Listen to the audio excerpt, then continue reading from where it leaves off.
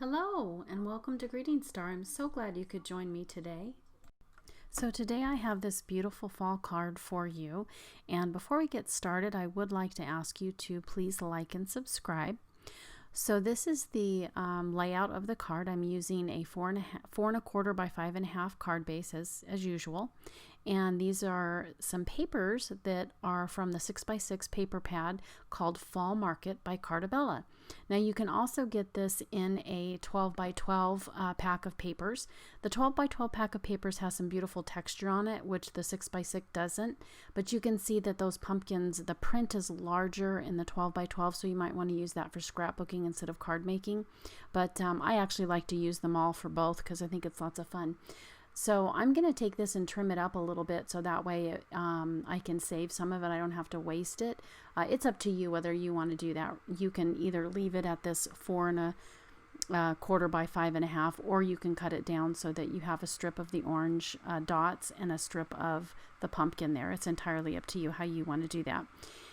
Now what I'm going to do is I'm going to take my circle punch to cut off just the corners.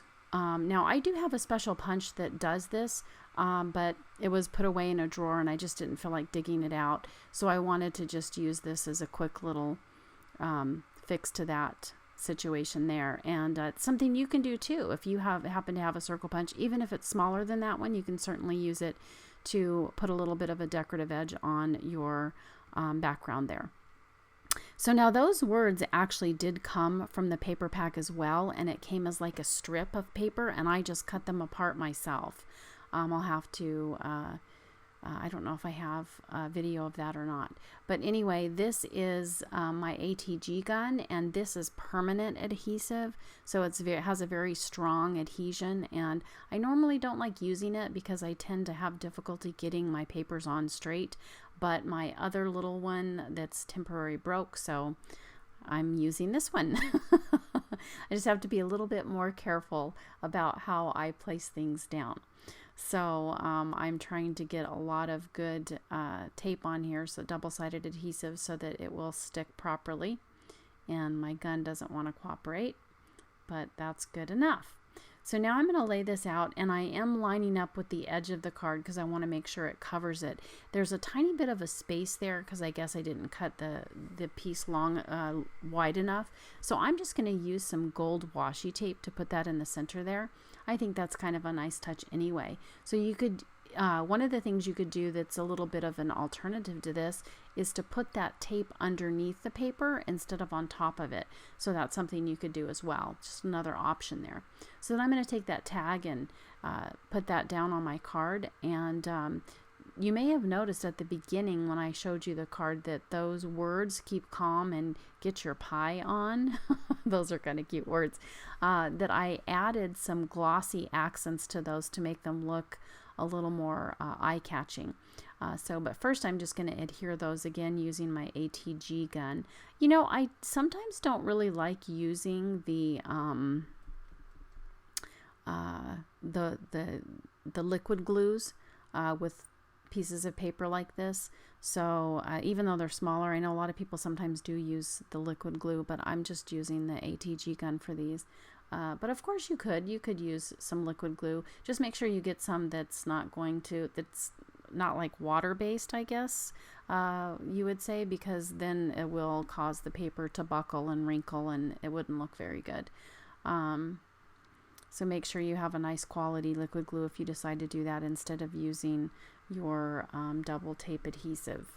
So you're going to see here in a moment, I'm going to get out my glossy accents. It's actually like a liquid glue, but it dries clear, and it's going to make those words just kind of pop out, I think, and add a little more interest to it than you can leave them just like that if you'd like. But I'm going to go ahead and add some of this glossy accents to each one that you can see here. And then once it's dry, like I said, it's clear and it looks really neat. Now mine is I've had this bottle for a really long time, so it does look a little bit cloudy. And it did dry clear. I can still see through it, but it's somewhat discolored, so you might want to make sure you have a new bottle. It's funny because I always see people using the little small bottles of it. I'm like, why buy a small bottle? you know, because it's expensive. But I guess the reason why is because if you keep it around for too long, it maybe changes color. I don't know. Maybe that's just mine, but I've had it for a long time, probably 2 years. So yeah, it's kind of old. But if you saw the picture at the beginning, and I'll show you again at the end, it did dry pretty clear. It's just, I mean, it's translucent. You can see the words through it better once it dries, but it still is a little bit off color. So anyway, I hope you enjoyed watching the video today. I had a lot of fun making this card. It was very simple and easy. Now, I don't know about you. You might like to put down in the comment whether you prefer cards that are a little more intricate and detailed. It depends. For me, sometimes I'm in the mood to do that, and sometimes I'm not. And I also like to show everyone how simple it is to put together a card. It's really nothing special or great. Anyone can do it, and I think it's so much fun. So here's a final look at the card. You can see that I did add some glittery tape around the tag there just to make it look a little more eye-catching. And that's something you can do. That's just that very thin strip glitter tape. So I'll put a link down in the description below on where to get that. So thanks for watching, and don't forget to check out my website at greetingstar.org. Please like and subscribe, and also I have an ebook on Amazon, Illustrated Card Making for Beginners, that I'd love for you to check out if you can. It has lots of great ideas for making cards, so even if you're a experienced card maker, you might want to check that out, and it's also great for beginners. Thanks, and have a beautiful day.